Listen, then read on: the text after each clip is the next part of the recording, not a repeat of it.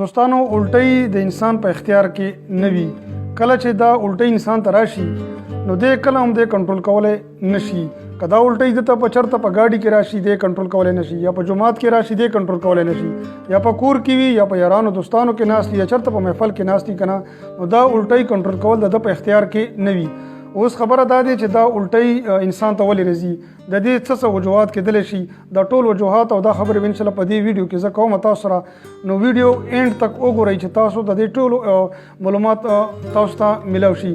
زما نوم عبدالخالق خټک دی، تقریبا 1500 کالونه په دې میډیکل فیلډ سره ریلیټډ یم.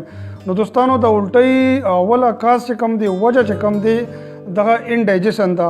زمونږ چې کوم سټمک دی، زمونږ چې کوم معده دی، دا یو ټایم پورې خوراک یو حد پورې خوراک سټور کولی شي. نو کله چې مونږ خوراک زیات وکړو نه دې خوراک زیاتوالي وجې نه زمونږ سټمک مزید خوراک هم سټور کولی نشي. نو څه چل کېږي، دا خوراک زمونږ واپس خولې ته راځي.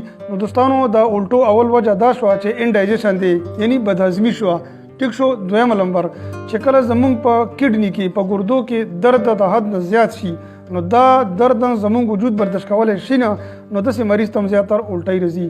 دریم نمبر کې هیډیک، چې کله انسان ته سر درد وي، یا دی په سفر کې روان وي، یا سخت سر درد وي، د څه وجه کېدلی شي، نو د دې سخت سر درد وجه نه هم انسان ته الټۍ راځي. دې نه علاوه دوستانو که د کم مریض د کم انسان په معدې کې درد راشي او دا درد دومره زیات وي چې دی برداشت کولی شي نه، نو د کنډیشن کې هم د مریض ته د الټیو چانسز وي.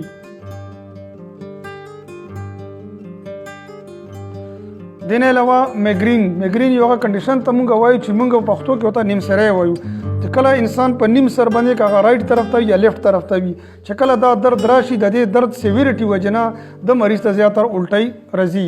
دې نه علاوه چې کوم مریض په غوږ باندې درد وي، نو دا غوږ درد که څه ټایم پورې ښه وي، لږ وي، نو بیا د الټو چانسز نه وي.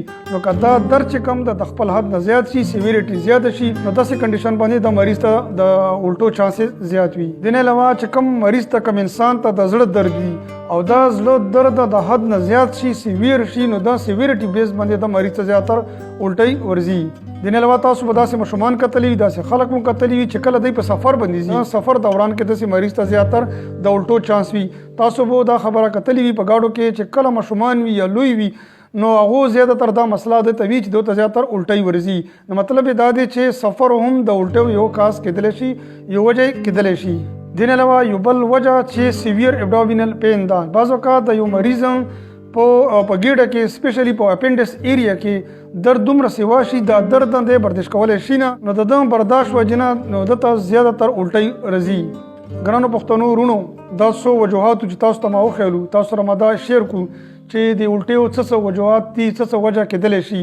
نو دې نه علاوه داسې نور یو څو وجوهات دي چې هغې په بیس باندې مریض ته الټۍ راتللی شي.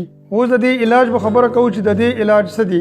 تاسو د دې څه مخصوص علاج نشته دی، صرف د څه وجه نه چې انسان ته الټۍ ورځي نو هغه وجه ختم کوونی ده. فار ایگزامپل که د یو مریض په سر باندې درد دی، نو دته پکار دی که چېرته ګولۍ استعمال کړي یا انجکشن ولګوي، نو د سر درد چې څنګه ختم شي د ده الټۍ به ختم شي. نمبر 2، که د کډني پین دی، د ګردې درد دی، نو د ګردې درد لپاره هم دته پکار ده چې پین کلر استعمال کړي، څه انجکشن استعمال کړي د ډاکټر په پرسکرپشن بیس باندې. دغه شان که په معده کې چېرته درد دی، نو د معدې درد لپاره که د شربت استعمال کړي یا ګولۍ استعمال کړي یا انجکشن استعمال کړي، نو د معدې درد چې ختم شي د الټۍ به ورسره ختم شي.